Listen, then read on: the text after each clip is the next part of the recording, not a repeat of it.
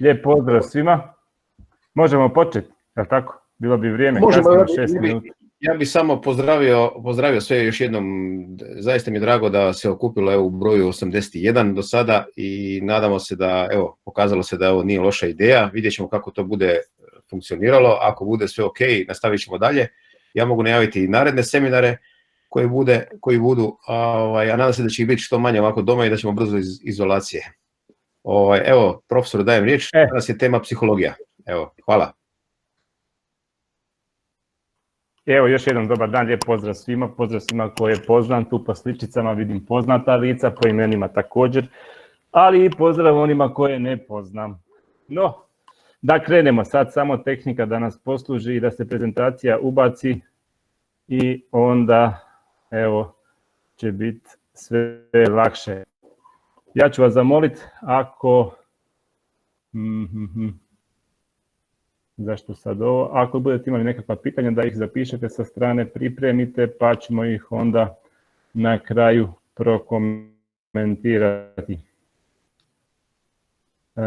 Ne znam sad da li se ovo vidi na vašim ekranima.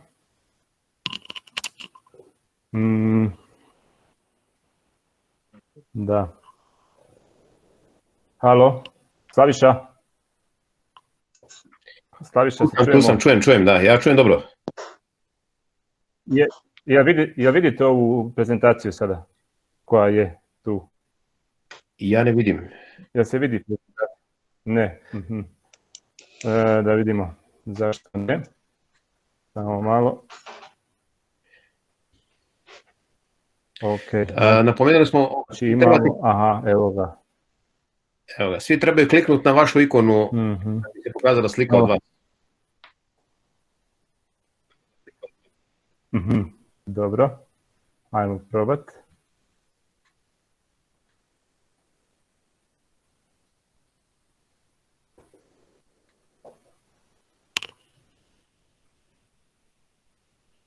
Jer ja bih htio tu podijeliti tu prezentaciju. A toga nema, te mogućnosti. Mora biti na desnom, u desnom dijelu, donjem dijelu. Da, evo, čekam da se... Klikni na sliku pa desno. Predstavi odmah. Je. Da stavim prozor ili svoj cijeli zaslon? Šta da stavim? Cijeli, može. Ok. O, tehniko. A sad meni tu ne daje mi mogućnost da stavim prezentaciju. A zašto mi to ne daje? Jučer mi je davalo to mogućnost. Je li tako? Da.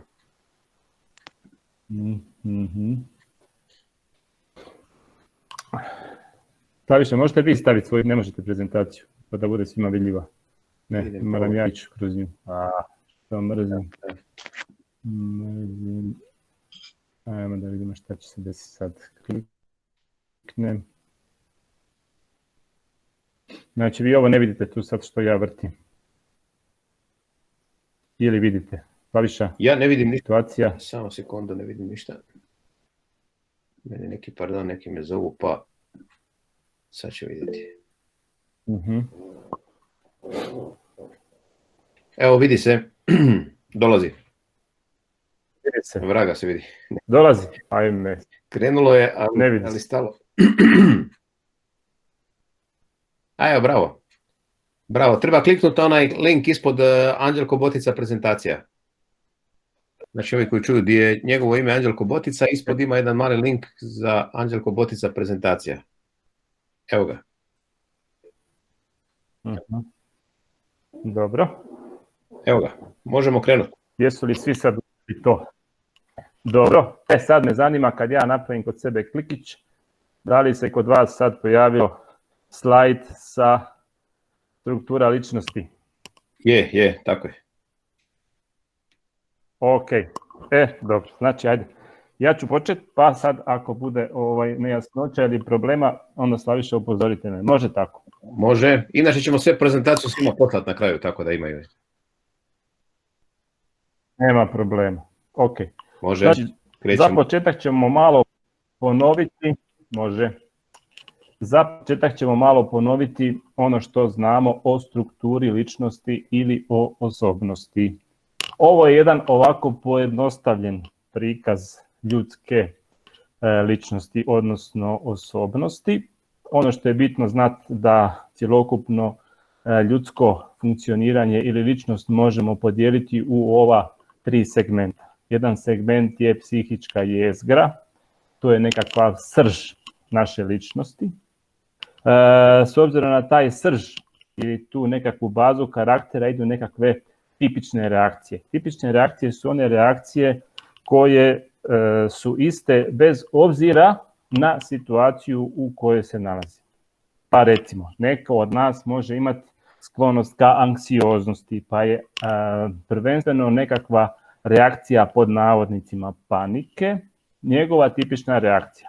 Pa onda kad dođe u natjecateljsku situaciju, javi se trema, strah. Dođe pred profesora, profesoricu treba odgovarati, javi se trema, strah. Znači, trema, strah je tipična reakcija neke osobe. Također isto imamo osobe koje, recimo, su sklone nekom agresivnom reagiranju. Jel? Tako da, u većini situacija, bez obzira da li se radi u sportu, da li se radi u komunikaciji s prijateljima, da li se radi u nekoj drugoj situaciji u kojoj se nađe, tipična reakcija je agresivnost ili izražavanje ljutnje. I na kraju, ono što je nekako najpromjenjivije je ponašanje povezano s ulogom. Jel? Znači, ja kad sam u ulozi psihologa, onda sam smiren, lijepo pričam, znam davati pametne savjete, ljudi misle da sam ja takav i u svakodnevnim situacijama, i u obitelji, i u društvu, i u rekreaciji, no nisam, jel? Znači, kad sam ja, recimo, s mojim veteranima, onda ja nekad i opsujem, nekad i nekome nešto kažem, jel? Pa onda više do izražaja dolaze moje tipične reakcije, jel? A ona moja psihička jezgra i srž je ono nešto što ja priznam samo sebi kad sam sam sa sobom. Uglavnom, bitno je znati, znači da svako od nas, tako vi treneri, tako vaši sportaši, imaju ovakvu strukturu ličnosti, osobnosti i da možemo razlikovati neka njihova ponašanja. Tako da u nekim situacijama će biti prisutna ponašanja koja su povezana s ulogom, neka će biti prisutne tipične reakcije, a u pozadini svega je nekakva psihička jezgra. Ok, to je samo za uvod. Idemo dalje. Evo, iako u naslovu se ne spominje izolacija, ali je to nešto što nas je sve zadesilo bez nekakve naše mogućnosti da, ili pretjerane mogućnosti da na to utječemo. Pa da vidimo šta je sve bitno s obzirom na to kako ćemo reagirati u izolaciji. Upravo prethodno spomenuta osobnost, naš karakter, je ono nešto što je bitno. Jel? Ona jezgra, one tipične reakcije, jel? Su bitne na to kako ćemo mi interpretirati situaciju u kojoj smo se našli osobno i u kojoj su se našli i ljudi i društvo, da ne kažem kolektivno, cijeli svijet u ovom trenutku. Ta interpretacija situacije utječe na naše osjećaje, utječe na naša ponašanja i utječe na naš osjećaj kontrole. Svako od nas je vjerovatno pokušao razviti neki svoj sustav kontrole, odnosno način razmišljanja, kontrolu osjećaja, da bi imao osjećaj kontrole nad situacijom.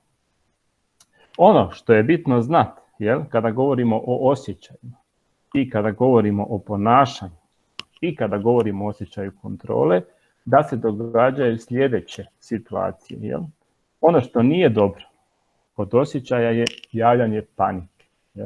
Znači, to je razlika između straha ili zabrinutosti u nekoj manjoj mjeri koja je u ovoj situaciji opravdana, jer smo se našli u neizvjesnoj situaciji, je blažeg intenziteta za razliku od panike, koja je puno intenzivnija i dovodi do toga da u biti nas blokira, da ne možemo reagirati. Tako da ima ljudi koji su skloni panici. Evo recimo, na sreću moja supruga nije tu, ona je recimo sklona panici. I njeno ponašanje utječe na moj osjećaj kontrole. S druge strane, neodgovorni ljudi, jel, koji negiraju sve moguće loše posljedice trenutnog širenja zaraze virusom, također mogu utjecati na druge ljude koji su sebi stvorili nekakav osjećaj sigurnosti, osjećaj kontrole na način da se ta sigurnost i taj osjećaj kontrole poremeti. Znači, moja supruga dođe i kaže čula sam to i to, desilo se to i to. Moramo sa klorom dezinficirati obuću prije ulaska u stan. Moramo se izuvati čim dođemo, skinuti sve i tako dalje i tako dalje. I ja za sebe smatram da sam razvio osjećaj kontrole da redovito perem ruke i da povremeno dezinficiram ruke i smatram to dovoljnim. Ali njena reakcija dovodi do toga da ja preispitujem svoj sustav kontrole i čini me nesigurno. Jel? I panika se na neki način i nesigurnost širi. S druge strane, jučer sam razgovarao s jednim sportašem koji je u inozemstvu i rekao je da ga počinju ljutiti policajci jer idu kroz ulice i na megafon rastjeravaju ljude. I onda on kaže, zašto ja nemam osjećaj slobode, zašto me oni guše? A vidite što se dogodilo, neodgovornost drugih, jel? I reakcija policije koja je opravdana ako dva gospodina sjede u parku i iz škartoca natežu alkoholno piće i tako se zabavljaju jer im je dosadno i s time krše nekakve privremene mjere zabrane okupljanja, iako su samo dvojica, manje ih je od 5, jel? Ali reakcija policije je zbog njih, znači nije zbog gospodina koji je savjestan, koji ne kreće se previše, ode do dućana, ali njegov sustav kontrole izvana je poremećen i došlo je i kod njega do gubitka osjećaja kontrole. Eto, tako mali savjet je da budete svjesni svog sustava kontrole koji ste razvili i da budete svjesni da nečija panika može preći na vas, ali i ponašanje drugih zbog nečije neodgovornosti može preći na vas i na neki način malo podijeliti vaš sustav ili osjećaj kontrole. Druga stvar koja je bitna, jel? Faktor vremena. Kako nastojimo ostati u kontaktu sa svojim sportašima i biti na neki način i podrška, onda postoje razlike među onih koji su u izolaciji unazad 10 dana, 2 tjedna i oni koji su u izolaciji unazad mjesec dana. Jel? Ovi koji su u kraćem periodu u izolaciji su pomalo oduševljeni slobodnim vremenom, mogućnosti da se bolje organiziraju, recimo neki koji su išli u školu pa su imali 2 treninga, kondicijski pa i recimo teniski, pa škola u drugom mjestu, otišli bi ujutro u 7 iz stana, vratili se na večer u 7, doslovno uopće ne bi bili doma, roditelji im nose hranu, jer sad oni doma cijelo vrijeme prate školu preko interneta, uspiju sve to obaviti, super im oduševljeni su, jel? I pripremili su si nekakve vježbice, nekakve spravice da mogu održavati kondiciju. Ovi drugi koji su to već mjesec dana žvakali, sad njima već malo fali natjecanja, fali im uzbuđenja, jel? I ta navika je prešla u dosadu. Jel? S obzirom na to da je ipak velika većina onih koji su tek nedavno otišli u izolaciju, stručni razred za psihologiju sporta i tjelesnog vježbanja Hrvatske psihološke komore izradio je smjernice za očuvanje mentalnog zdravlja sportaša, te su smjernice proslijeđene Hrvatskom olimpijskom odboru, paraolimpijskom odboru, Središnjem državnom uredu za sport, regionalnim županijskim sportskim savezima, klubovima, sportskim savezima, nacionalnim itd. Pa evo, ako negdje nađete, slobodno proslijedite svojim sportašima. I dio kolega nas je krenuo s jednom anketom gdje će pokušati ispitati trenutno stanje sportaša po pitanju mentalnog zdravlja ili stabilnosti u ovoj situaciji, budući da se još ne nazire kraj trenutne situacije, pa vas molim da sudjelujete u toj anketi, jer je ta anketa namijenjena i trenerima, i roditeljima sportaša, i sportašima, i sportskim djelatnicima generalno. Jel? Tako da podaci koji dobijemo će nam pomoći da se bolje organiziramo i da bolje pripremimo neke mjere koje će pomoći svima nama kako da prevodimo ovu situaciju. Evo, i mislim da je to sve što se tiče izolacije, ako se ne varam. I sad ćemo malo krenuti na psihološke aspekte trenerskog posla, kako i sam naslov ovog izlaganja kaže. Ispričavam se.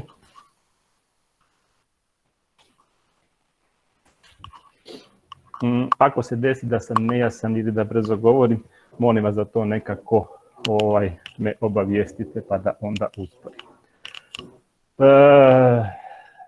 Nekoliko puta na različitim mjestima sam imao predavanja koja su se odnosila ili su bila namijenjena trenerima, pa sam ja onda nekako, ne volim se ponavljati, i uvijek bih volio da netko kad sluša čuje nešto novo. Pa sam ja danas probao to nekako što sam do sad govorio i nekako iskustvo koje sam stekao u radu sa trenerima na ovaj način prezentirati. Kada govorimo o tim nekim psihološkim aspektima trenerskog posla, onda sam ja jedan od tih aspekata nazvao samosvijest. Pa opet se vraćamo na ono osobine ličnosti. Osobine ličnosti i šta to ličnost je. Ima trenera, po mom iskustvu, koji su poprilično svjesni sebe, svjesni su i svoje jezgre, tipičnih reakcija i reakcija uvjetovanih ulogom. Svjesni su interakcije tih triju dijelova svoje osobnosti i svjesni su svoje sposobnosti samokontrole. Neki su više svjesni, neki su manje svjesni. Ali vidjet ćete kasnije, to može i ostati kasnije točka za raspravu, kako, na koji način ovi psihološki aspekti mogu utjecati na trenerski posao, odnosno na trenutne reakcije trenera u realnim situacijama kao što su trening ili samo natjecanje. Pored svjesnosti o tome kakav sam ja kao karakter, da li lako planim ili imam velike živce, da li sam blag u odnosu sa svojim sportašima ili sam dosta strog, da li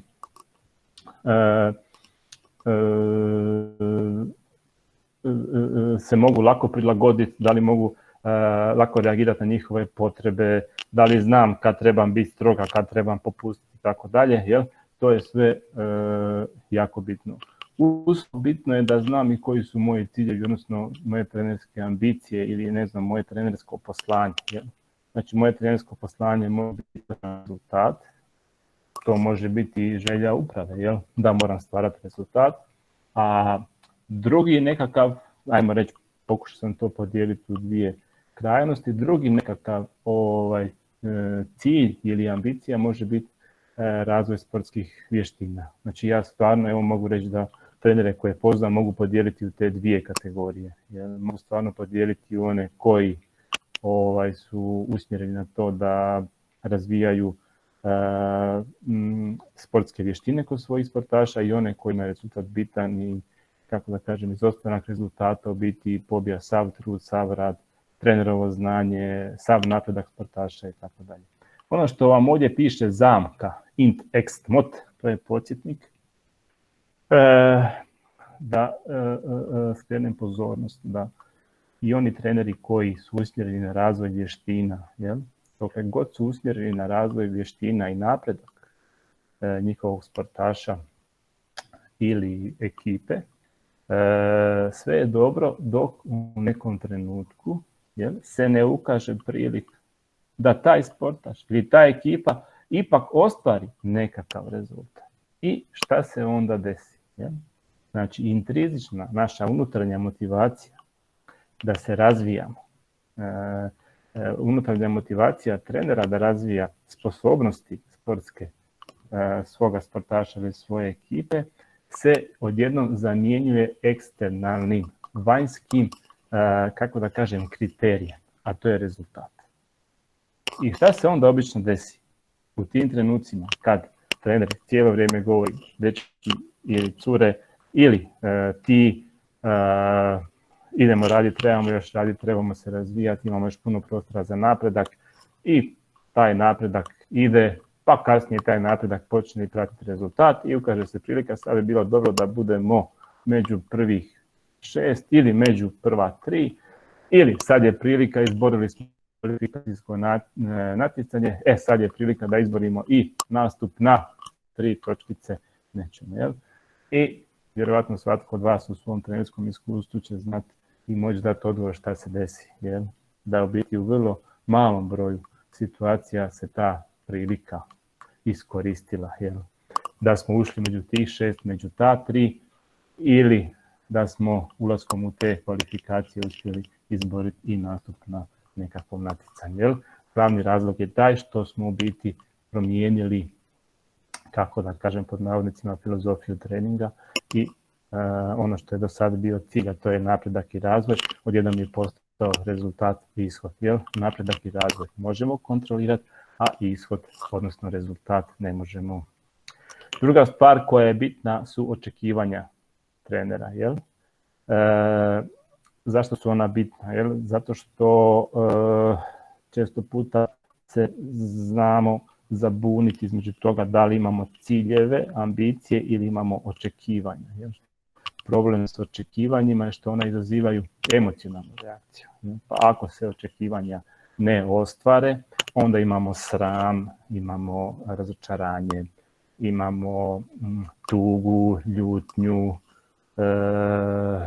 bijes i tako dalje. I sad, tu je bitna razlika i na neki način poruka zašto su ciljevi bolji od očekivanja. Jel? Ciljeve ako ne ostvarimo, nije, kako da kažem, bit će emocionalne reakcije, neće biti toliko intenzivni. Jel? Ako je cilj na jednoj utakmici, nemam pojma, imati šut trica u jednoj četvrtini 10, jel? A mi opalimo 8, neće se ništa desiti. Jel? Pri tome ne mislim da moramo pogoditi, nego da moramo, sad pokušavam košarkaškim rječnikom govoriti, ispričavam se trenerima iz košarke, što možda nisam apsolutno točan. Jel? Ali ako mi to ne napravimo, nije problem. Jel? Ali ako očekujemo da ćemo sa 5 trica napraviti razliku bodovnu koja će nam pomoći da se odlijepimo i da taj razmak održimo do poluvremena, pa ćemo onda kasnije promjenom taktike nastaviti dalje, povećati još, onda ako se to ne ostvari, neće se ostvariti naša očekivanja, znači emocionalna reakcija biti, kako da kažem, puno intenzivnija. I jedna stvar koja je isto tako bitna, to je samopouzdanje. Kroz moje neko iskustvo rada sa trenerima, onda nitko, barem ja nisam vidio nekakvim edukacijama ili seminarima da spominje ili obraća pozornost na samopouzdanje trenera, u smislu samopouzdanje ne kao osobe, jel, nego kao trenera. Jel? I tu sam primijetio da se treneri međusobno razlikuju. Jel? U taj profesionalni aspekt samopouzdanja, jel? Koliko vjeruju u sebe kao trenera. Jel? Ali ako uzmemo ova 4 segmenta, jel? Onda bi mogli nekako vidjeti da bi oni mogli biti povezani. Jel? Znači, s obzirom na to kakav sam ja karakter, kakva je moja osobnost, to će utjecati na to koje ću si ja ciljeve postaviti. Jel? Da li će oni biti na rezultat više ili će biti vezani za razvoj sposobnosti. Jel? Ti ciljevi onda će utjecati na to da li ću imati nekakvo očekivanje ili ću očekivanja staviti sa strane. Jel? A onda moja osobina ličnost i ciljevi koje si postavim ili očekivanja će utjecati na moje samopouzdanje. Tako da to je sve nekako povezano. Druga stvar koja je bitna, to su neka specifična znanja za samu ulogu trenera. Jel? Evo, ja sam to sad pokušao ovako, kako da kažem, specificirati. Znači, ono što je bitno znati, jel, bez obzira koji je sport, to su neke specifičnosti motoričkog učenja te tehničko-taktičkog učenja. Znači, ne ulazim u onaj dio samog sporta ili odabira taktike ili razvijanja, nego procesa učenja koji utječu na usvajanje tehničko-taktičkih vještina. Druga stvar koja je bitna, metodika periodizacije. Sad dalje je metodika, metodologija, ja ne znam, meni se neko čini da je više metodika, ali ako sam pogriješio, ispričavam se da to nije moje područje. i nisam se tome toliko posvetio, sam samo taksativno naveo čisto da uzmemo u obzir u najširem smislu šta sve po meni jednog trenera treba činiti. Jel? Znači znanje o tome kako, na koji način planirati treninge. Moramo znati nešto o kondicijskoj pripremi i ono isto što je bitno, a to ćemo kasnije još dotaknuti kada dođemo do komunikacije, je utjecaj na psihološke aspekte izvođenja svojih sportaša. Ali taj dio, kažem, kasnije ćemo kada dođemo do komunikacije malo detaljnije posvetiti. I još je bitno poznavanje sportaša, bez obzira da li imate 3-4 individualno ili imate ekipu i normalno bilo bi dobro da imate neka specifična znanja za taj sport. Većina trenera je iz, kako da kažem, u nekom sportu jer su bivši sportaši iz tog sporta. Ima situacija gdje nisu, jel? Ali bitno je znati i neke stvari o tom sportu. Ok, pa sad da vidimo, evo, sad ćemo se usmjeriti na ta 4 faktora, jel? Na koji način oni utječu i zašto su bitno ovako, ajmo reći, odvojeni. Jel? Ako zamislimo to kao jedan lijevak, jel? Kao što vidite, da bi neka trenutna reakcija trenera na treningu ili natjecanju bila kako da kažem, specifična, autentična, onda je jako bitno u kakvom su odnosu ova 4 faktora o kojima smo govorili. Jel? U kakvom su odnosu specifična znanja za sport, samosvijest, poznavanje sportaša i specifična znanja za ulogu trenera. Znači, neće moći sve se u tom trenutku odjednom ispoljiti. Jel? I onda se postavlja pitanje da li se u biti ta 4 faktora mogu ih hijerarhijski nekako organizirati. Pa ajde da probamo. Pitanje za vas na papiriću. Svako za sebe, kratko. Nek zapiše šta misli. Znači, isto je lijevak, jel? Kao ovdje. Samo sad trebamo nekako napraviti redoslijed. Znači, na najširem dijelu što je, pa na malo užem dijelu što je, pa na još užem i na kraju što je. Znači, ja sam to sistematizirao po nekakvom mom dojmu i mom mišljenju, a mogu i objasniti zašto. Jel? Znači, ovdje su oni svi izmiješani, a sad zamislite da ih moramo staviti u nekakav vertikalni poredak. Jel? Znači, na najnižoj, najdonjoj razini je jedna od ove 4 kuglice, iznad nje jedna, pa iznad jedna, ali je smjer od ozgo prema dolje. Znači, kako bi to trebalo biti posloženo. Jel? Jer u biti taj način kako bi to trebalo biti posloženo, na neki način i je mali uvod u psihološku pripremu trenera za utakmicu. Moje iskustvo je da treneri svaki na svoj način se priprema za utakmicu. Neki više, neki manje, neki više strukturirano, neki daju naglasak na tehnici, taktici, neki daju naglasak na uvodnom govoru prije utakmice, neki pokušavaju predvidjeti situacije koje će se desiti za vrijeme natjecanja utakmice, neki imaju mogućnost da utječu za vrijeme izvođenja, neki uopće nemaju mogućnost da idu u interakciju sa sportašem, ali evo, pitanje za vas, dao sam malo vremena, pa evo ja ću sad reći kako sam ja to posložio. Pa evo kasnije možemo porazgovarati, a možete i nekom porukicom poslati koliko vas je to na ovaj način posložilo. Jel? Znači ja mislim da je dolje nekako najvažnije, najbitnije, jel, kako ćemo reagirati u nekoj situaciji, sve ono što smo rekli što je bitno za samosvijest. Jel? To je osobnost, ličnost, karakter trenera, to su njegovi ciljevi, očekivanja, njegovo samopouzdanje. Druga stvar iza toga koja je vrlo bitna, jel, je poznavanje sportaša i njihovih reakcija, kako na treningu, tako i na natjecanju. Iznad toga je bitno ona znanja koja su bitna za sport i iznad toga su znanja koja su bitna vezana za ulogu trenera. Sada ćemo se malo prebaciti na pedagoške aspekte trenerskog posla i ovdje je samo navedeno. Najviše ćemo pažnje posvetiti roditeljskim stilovima i ono što sigurno je bitno za reći da je odgojna uloga, ako je uopće moguća, trenera puno kompleksnija nego samih roditelja. Stvari su se uvelike promijenile. Ono što ja znam reći na mojim predavanjima, pa ću ponoviti ovdje ko čuo, zapamtit će, ko nije čuće prvi puta. Sve neke liberalne metode odgoja su krenule na neki način iz Amerike. Ne smijete dijete tući, ne smijete dijete ne smijete biti strogi na lijep način i tako dalje, tako da djeca imaju pravo da sama odlučuju, da prepoznaju sebe, da se razvijaju u skladu s tim i tako dalje, tako dalje.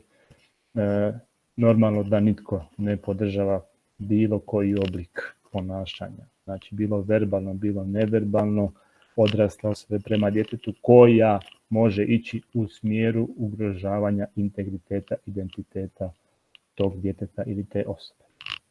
Ali ono što se desilo u Americi se desilo da jednim takvim liberalnim pristupom se povećala stopa kriminaliteta i onda su skužili da u biti ipak moraju neke stvari vratiti na mjesto, u smislu da ipak ti odgojni stilovi, odnosno odgojne mjere moraju biti prilagođene dobrobiti djeteta, onda kasnije i cjelokupnog društva.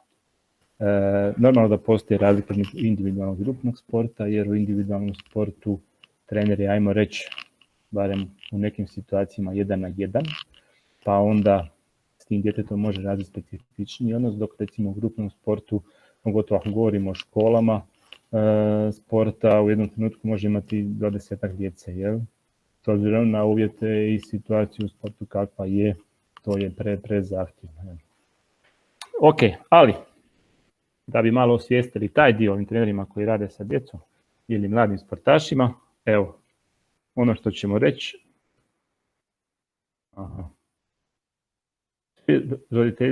Stilovi roditeljstva razlikuju se s obzirom na 2 dimenzije. Roditeljska toplina i roditeljski nadzor ili kontrola. Jel? Kasnije ćete vidjeti, znači možemo imati jako puno roditeljske topline ili jako malo roditeljske topline, znači to su 2 dimenzije, i možemo imati veliki roditeljski nadzor ili veliku potrebu za kontrolom ili malu, nikakvu potrebu za kontrolom, to su nam još 2 dimenzije, znači imamo ukupno 4 moguće kombinacije. Roditeljska toplina odnosi se na potporu, ohrabrivanje i ljubav koju roditelj pruža djetetu. To isto možemo govoriti i o trenerskoj. Nećemo govoriti o toplini, ali možemo govoriti o tome da se treneri međusobno razlikuju po tome koliko daju potporu, koliko ohrabruju svoje sportaše ili su pak s druge strane pod navodnicima strogi, da ne kažem kritični. Druga stvar je nadzor ili kontrola. Što se tiče roditelja, to je želja roditelja da upravlja životom djeteta, kontrolira njegovo ponašanje i to pomoću mehanizma kažnjavanja snage i uskraćivanja deprivacije. Tako i neki treneri imaju potrebu da imaju potpunu kontrolu nad svim onim što se događa. Normalno da tu ne treba sad raditi zabunu pa reći disciplina i strogoća, jel?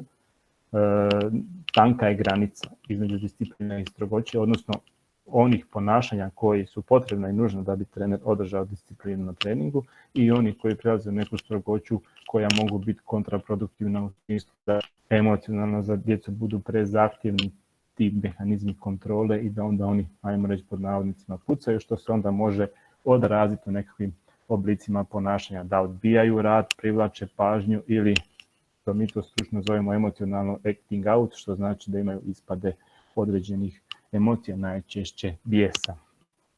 Što se tiče roditeljskih stilova, znači sad ćemo reći da imamo tu 4 stila, s obzirom na ovo prethodno što smo rekli kombinacije. Prvi je autoritaran, jel? To je onaj koji je u minusu i po pitanju topline i podrške i po pitanju, a u minusu po pitanju topline i podrške, a u plusu po pitanju kontrole i jer to je bio jako strog trener. To je bio trener, ako ćemo prebaciti u rječnik trenera, to bi bio trener koji jer kad pohvali, koji nikad ne pohvali, jer ako pohvali će se sportaš opustiti, ako se sportaš opusti, onda sve ovo što smo do sad napravili pašće u vodu i tako dalje i tako dalje. Autoritativan roditelj je onaj koji postavlja granice, ali nema 100% kontrolu, jel? Ali ima puno ljubavi. Jel? Tako da ima i onih trenera koji kad treba direktnu, odnosno njih se možda najbolje može opisati, znaju kad se igra, a znaju kad se radi. Jel? Normalno, to treba naučiti svoje sportaše da oni to znaju prepoznati, ali ajmo reći da je ovaj autoritativan kako u roditeljskom odgojnom stilu najpoželjniji, tako onda nekako i u trenerskom radu. Sad imamo tu permisivan popustitelj, to su roditelji koji nemaju nikakve granice, ne postavljaju djeci, daju im preveliku slobodu i puno ljubavi i puno pažnje i obično imamo, kako volimo reći ovako, raznaženu djecu, jer kojoj je teško, ajmo reći, odustaju kada dođu pred teže izazove, koja kad se suoče sa nemogućnostima privlače pažnju, jer bi njih roditelji odmah kad bi oni nešto rekli da ne mogu ili pokazali nekako nezadovoljstvo išli tješiti, paziti.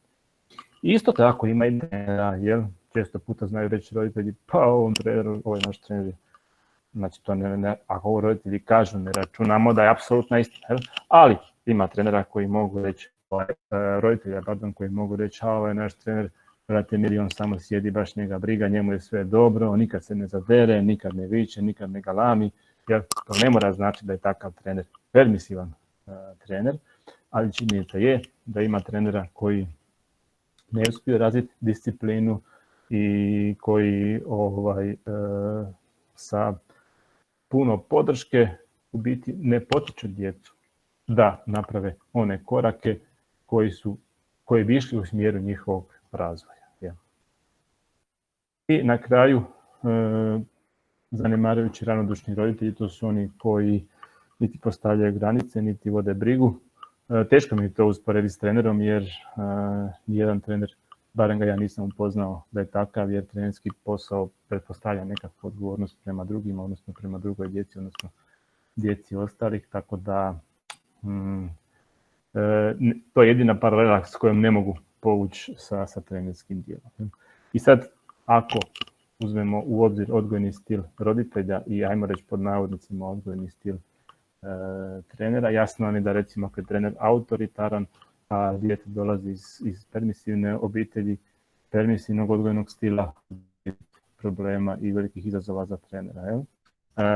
S druge strane, isto tako, ako je ono što je možda dobra kombinacija, ako je trener autoritativan i dijete dolazi iz autoritativne obitelji, to će biti lako raditi, a čak se može desiti da dijete dolazi iz autoritarne obitelji, da sa autoritativnim trenerom uspostavi i bolji odnos i da u biti onda i taj odnos sa takvim trenerskim stilom za dijete napravi neke stvari u životu kad dijete onda kaže malte ne, dobio sam više od trenera nego što sam dobio od svojih roditelja. Vjerujte mi, bilo je i takvih situacija i to je uz prijateljstvo. Jer to je što sport također može u pozitivnom smislu pružiti društvu generalno kao cjelinu. Da vidimo da li imamo tu još. Ovo je pitanje za vas, pa si to isto možete zapisati na papirić, a možete i zapisati negdje u svoju memoriju. Jel? Pitanje je za vas, kakav ste roditelj. Ako niste roditelj, onda koji od ovih roditeljskih stilova prethodno spomenutih vam se čini onako najbolji? I drugo pitanje, budući da ste svi treneri, ako se ne varam, kako bi opisali svoj trenerski stil? Koji od ova 4? Jel? Pa malo usporedite, vidite da li ima sličnosti, da li ima razlike. Ako ima sličnosti, da li vam ta sličnost pomaže u radu? Ako ima razlike, iz kojeg razloga je ta razlika? Uz što je vezana? Da li je vezana uz samosvijest, odnosno vašu osobnost, da li je vezana uz odnos vas i vaših sportaša, sportašica, tako dalje, tako dalje. Evo, pa malo za razmisliti. O komunikaciji, pa to vjerojatno ste puno čuli, puno se priča. Ja ću ovdje samo u ovom dijelu navesti, kako da kažem, ono što se već o komunikaciji zna, a onda bi poslije želio naglasiti ono što ja mislim da je komunikacijski za trenera najbitnije i koji je aspekt komunikacije za trenera najbitniji. Trener mora komunicirati normalno sa svojim sportašima. Oni koji rade sa mlađima sportašima moraju komunicirati s njihovim roditeljima. I oni koji rade sa seniorima, a ti su seniori dovoljno mladi da ih još tata i mama, kako da kažem, prate i čuvaju, moraju s njihovim roditeljima razgovarati. Normalno, tu je uprava i tu su mediji. Ono što mislim da je bitno da si trener na neki način odredi okvir, granice i razinu bliskosti za svaku od ove 4 prethodno spomenute kategorije. Kako, na koji način i do koje bliskosti će razgovarati sa sportašima, kako, na koji način, do koje bliskosti s roditeljima, sa upravom i sa medijima. Komunikacija može biti verbalna, može biti neverbalna. Svi znate da komunikacija ima sadržaj poruke i da ono što se kaže, sam sadržaj, spada u verbalnu, a sve ostalo spada u neverbalnu komunikaciju. Ton glasa, geste, način oblačenja, stav tijela i tako dalje i tako dalje. Ima komunikacijski kanal, ako su šumovi u kanalu, onda ta komunikacija ne bude jasna. Dosta čest je oblik komunikacije u današnje vrijeme putem, recimo, društvenih mreža i tu je u biti samo sadržajni dio.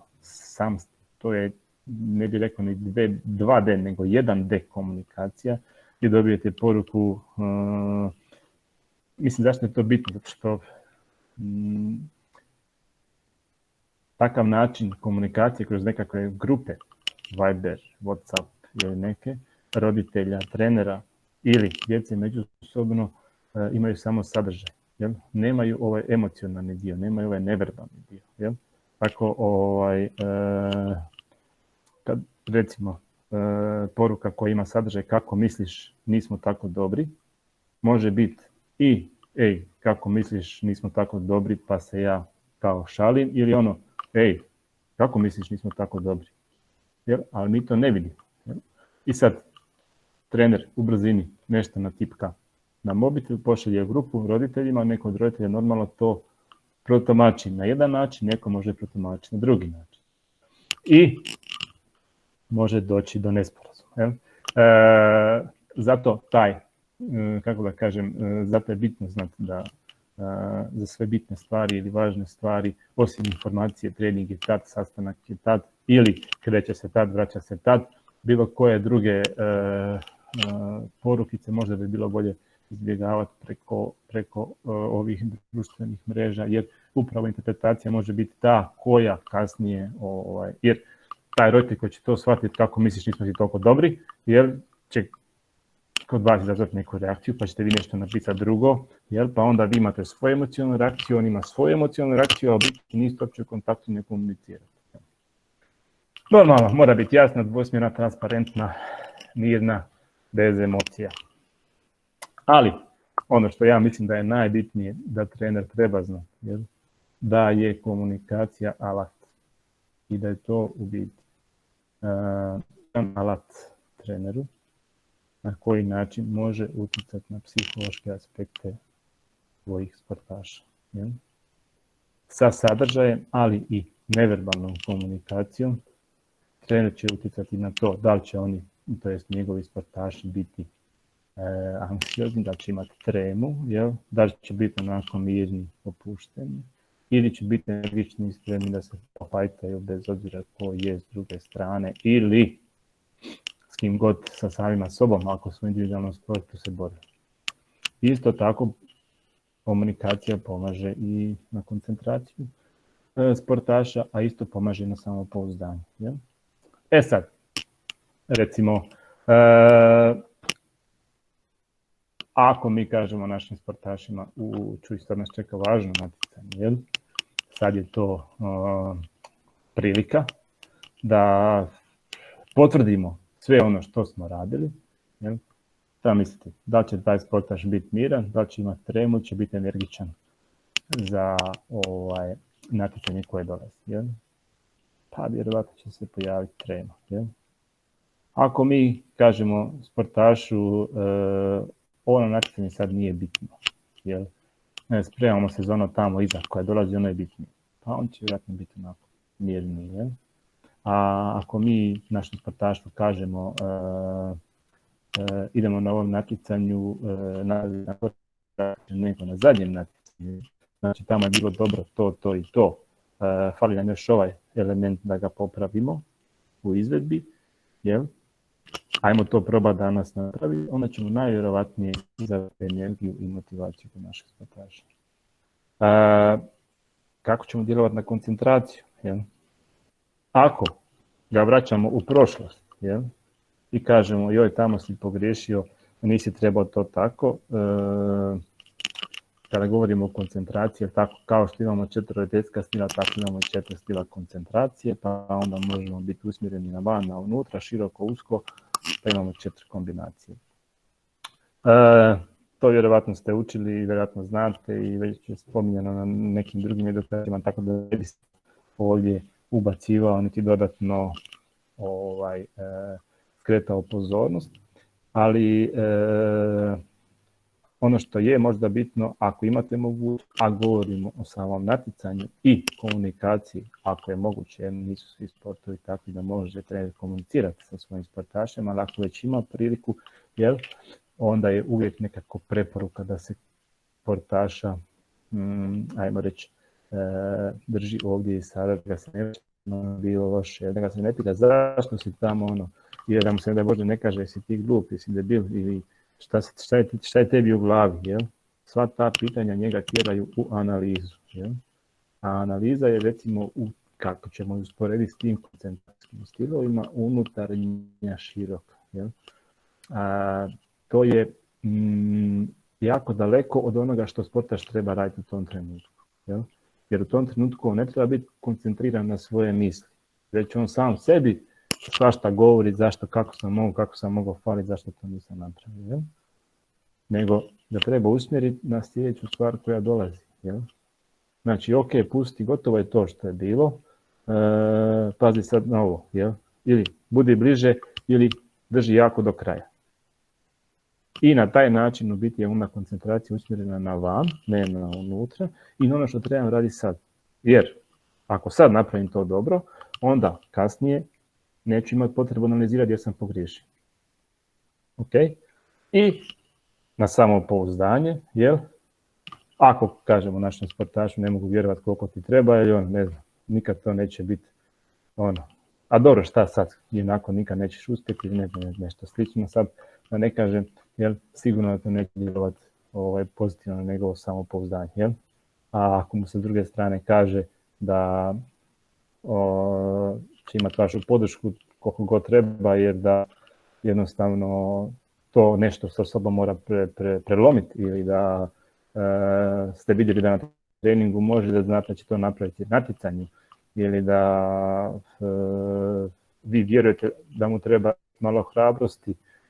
Mislim, sve je to nešto što će dignuti njegovo samopouzdanje. Jel? Sad, samopouzdanje samo po sebi, mnogi će reći, a šta to je, kako se to, jesi to može jesti, jesi to može negdje kupiti, koliko to košta. I vrlo je čudno, jel? Koliko sportaši kažu, ušao sam u nešto samopouzdano, i onda, ne znam, tamo kasnije je palo samopouzdanje. Jel?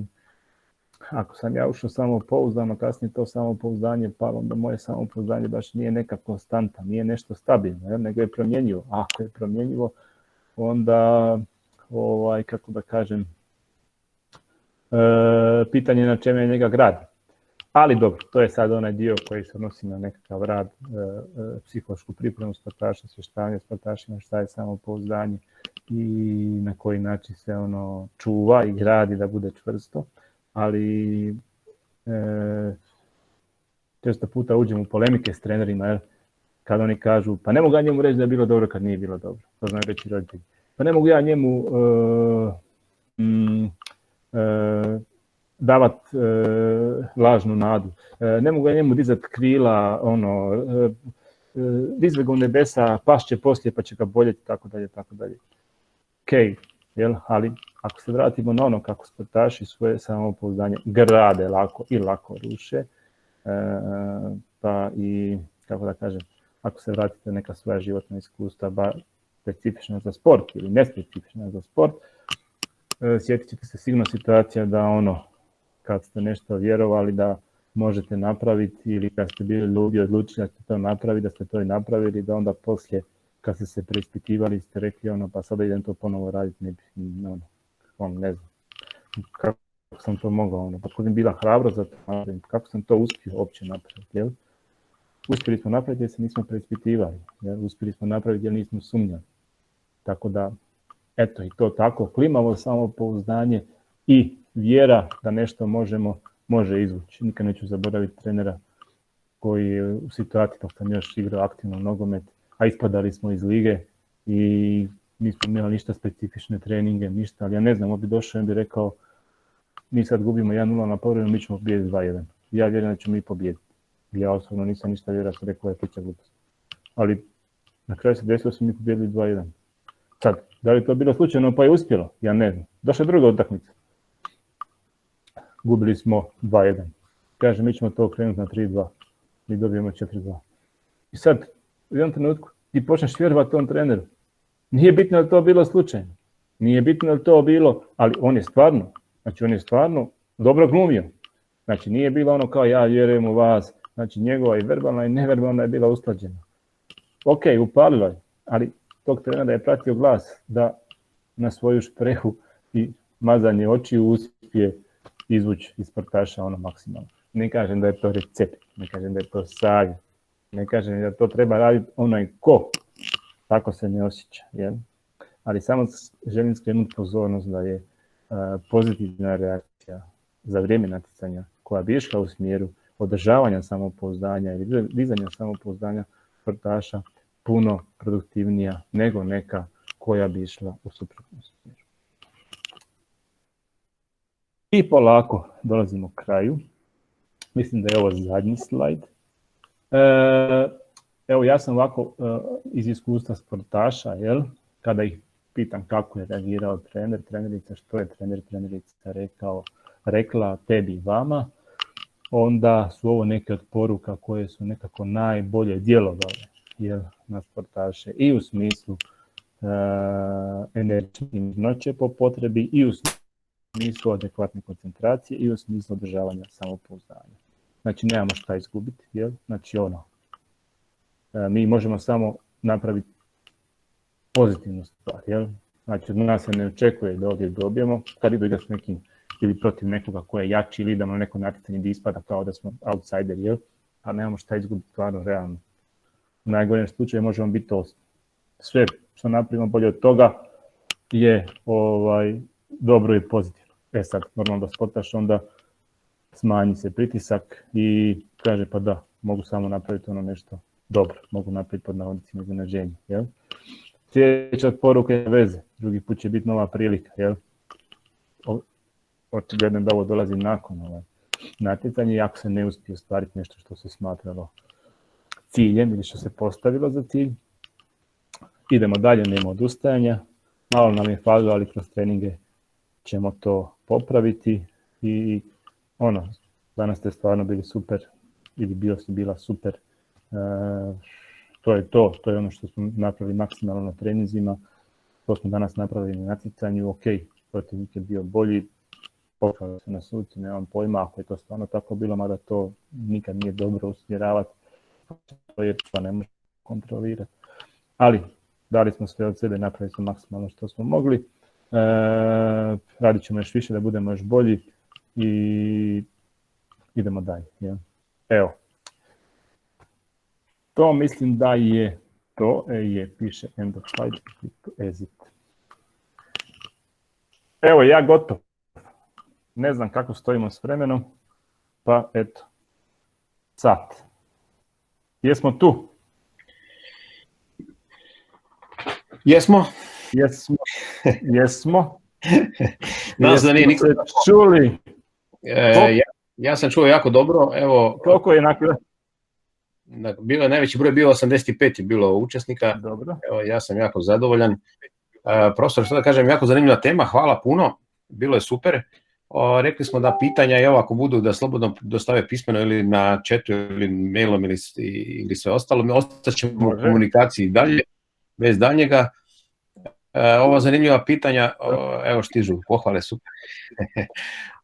Ova zanimljiva pitanja ćemo objaviti svima. Ono što ja želim napomenuti svim našim trenerima i sudionicima danas na ovom seminaru, evo prilagodili smo se, to je tipično za sport, mi se znamo prilagoditi svakoj situaciji, pogotovo u ovom podneblju, i mi smo iskoristili modernu tehnologiju pa smo nastavili opet sa seminarima, radimo na sebi jer to je sad idealno vrijeme, ne možemo nigdje van nešto malo fizike što možemo odraditi u stanu i to sve, a međutim ove druge stvari, edukacija i nadogradnja sebi i svojih znanja, definitivno nam sad vrijeme je za to. To ćemo iskoristiti, surađivat ćemo i dalje.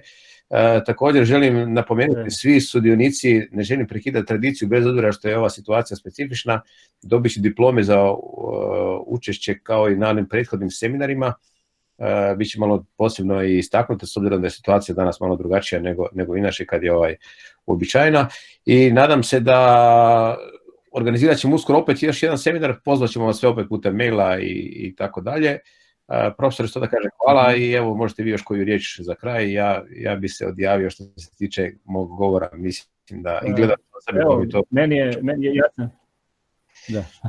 Ja sam obećao vama da ću za kraj ponuditi mini psihološku pripremu, znači mini obrazac za psihološku pripremu, no to se negdje, kako da kažem, pogubilo u svim ovim mojim promjenama laptopova i tako dalje, ali evo možda prijedlog s obzirom na neizvjesnost situacije možemo organizirati, ne znam, neka 2-3 kraća seminara koja će ići upravo u smjeru na koji način da se treneri psihološki pripreme za natjecanje i za voditi. Evo, to bi se moglo onako, baš kao što imaju sportaši psihološku pripremu za sebe, tako bi treneri mogli imati psihološka priprema za trenere.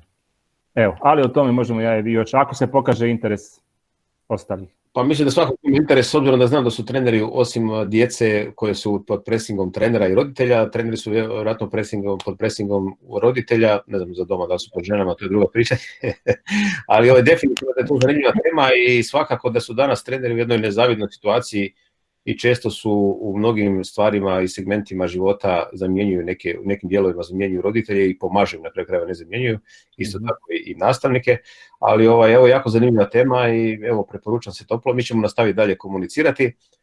Svima želim ugodno popodne, mi ćemo ostajemo na vezi, slobodno šaljite, pišite i tako dalje, sve inače prijedloge ako imate, očito da seminar nije teško organizirati, evo jako sam zadovoljan s ovom aplikacijom, ništa ne košta, a svima ćemo proslijediti prezentaciju i objavit ćemo normalno vijesti i bit ćemo u vezi. Evo, hvala puno.